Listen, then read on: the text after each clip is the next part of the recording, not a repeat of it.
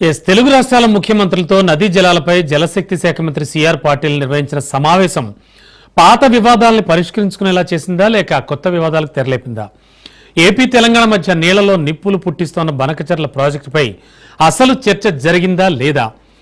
Minutes ప్రకారం చూస్తే బనకచర్లపై మాట్లాడామని అటు ఏపీ నీటిపారుదల శాఖ మంత్రి నిమ్మల రామానాయుడు చెప్తున్నారు. మరోవైపు అసలు అంశమే కానప్పుడు ఎందుకు మాట్లాడతాం అంటూ కూడా, అంశాన్ని లేవనెత్తినప్పుడు ఎందుకు మాట్లాడతాం అంటూ కూడా తెలంగాణ సీఎం రేవంత్ రెడ్డి అంటున్నారు. ఇలా డిఫరెంట్ స్టేట్మెంట్లు ఎందుకు వస్తున్నాయి? అసలు బనకచర్ల ప్రాజెక్టుపై అసలు చర్చ జరిగిందా లేదా? ఈ విషయాలన్నీ మాట్లాడడానికి మనతో పాటు వెంకటరెడ్డి గారు బీజేపీ అధికార ప్రతినిధి అండ్ కైలాష్ నేత కాంగ్రెస్ నాయకులు సిద్ధంగా ఉన్నారు. సార్ నమస్తే ఇద్దరికి. నమస్తే సార్ వెంకటరెడ్డి సార్, ముందుగా ఆల్రెడీ ఒక మీటింగ్ పెట్టించారు, చాలా చక్కటి విషయం, ఎందుకంటే బాగా రగులుకుపోతున్నటువంటి విషయం, బాగుంది. కానీ మీటింగ్ అవుట్కమ్ వచ్చేసరికి ఒక డిఫరెంట్ వెర్షన్స్ వినబడుతూ ఉన్నాయి. అసలు ఏం జరిగింది? ఇప్పుడు చాలా ఇంట్రెస్టింగ్ టాపిక్, చాలా బర్నింగ్ టాపిక్.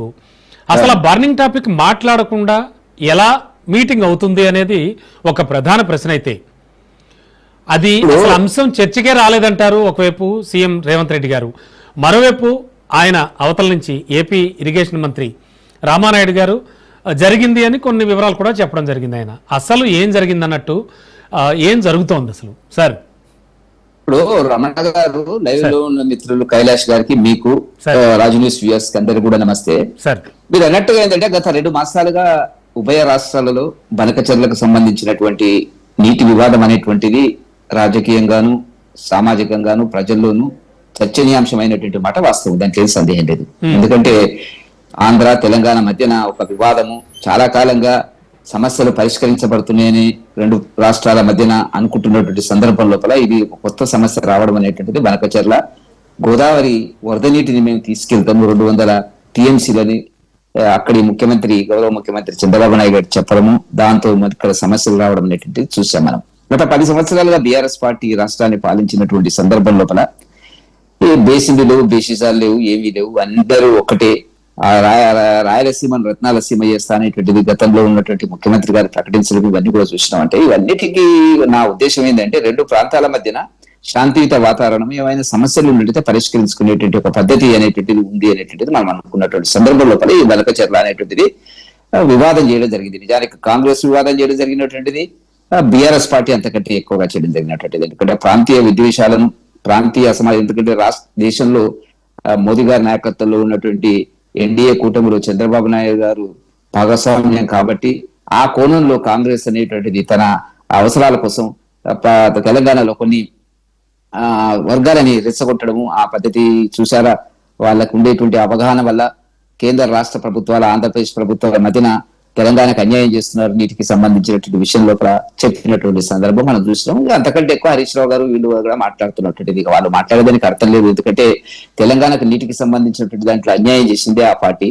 కృష్ణా నదీ జలాలకు సంబంధించి 299 టీఎంసీలకు ఒప్పుకొని సంతకం పెట్టినటువంటిది అపెక్స్ కోర్టుకు సంబంధించిన కౌన్సిల్ సమావేశంలో. వాళ్ళకు మనకందరికీ తెలిసినటువంటి అంశమే.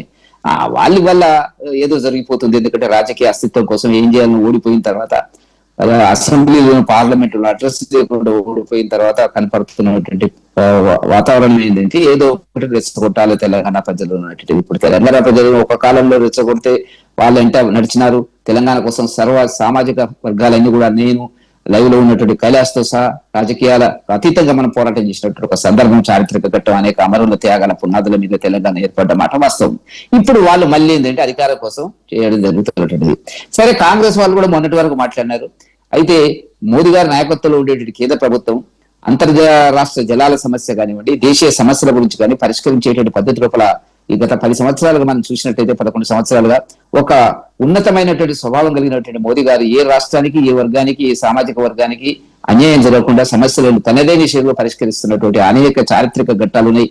దాంట్లో అయోధ్య కావచ్చు, 370 కావచ్చు, మరి కామన్ సివిల్ కోడ్ కు సంబంధించినటువంటిది కావచ్చు, వక్ఫ్కి సంబంధించినటువంటి మనం అన్ని చూస్తున్నాం. ఇవన్నీ ఎందుకు చెప్తున్నానంటే అంతకంటే పెద్ద జటిలమైన సమస్య కాదు ఇవల్ల బనకచర్ల గాని, కృష్ణా గోదావరి నీటికి సంబంధించినటువంటి వివాదం కానీ. కాబట్టి దానికి సంబంధించి ఒక సమావేశం నిన్న గౌరవ కేంద్ర మంత్రి పాటిల్ గారు ఏర్పాటు చేసినారు.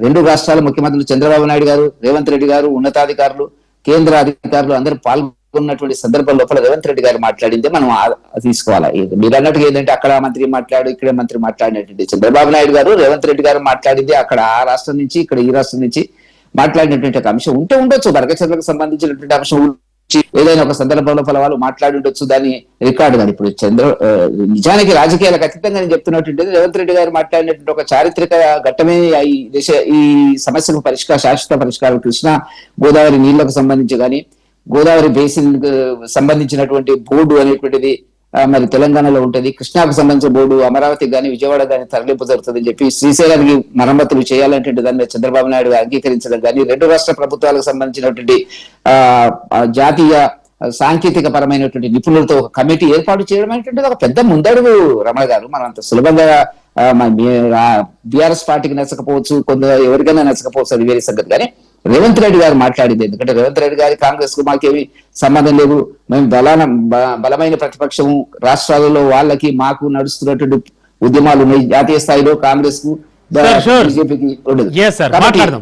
కాబట్టి ఒక్క మాట కాబట్టి రేవంత్ రెడ్డి గారు మాట్లాడింది నిజమైనటువంటి వాదన, చాలా సున్నితంగాను, శాంతియుతంగాను, సమన్వయంగాను సమస్యలు పరిష్కరించేటువంటి పద్ధతి లోపల కమిటీ ఏర్పాటైంది అనేటువంటి దాన్ని భారతీయ జనతా పార్టీ తెలంగాణకు సంబంధించి ఆహ్వానిస్తున్నాం.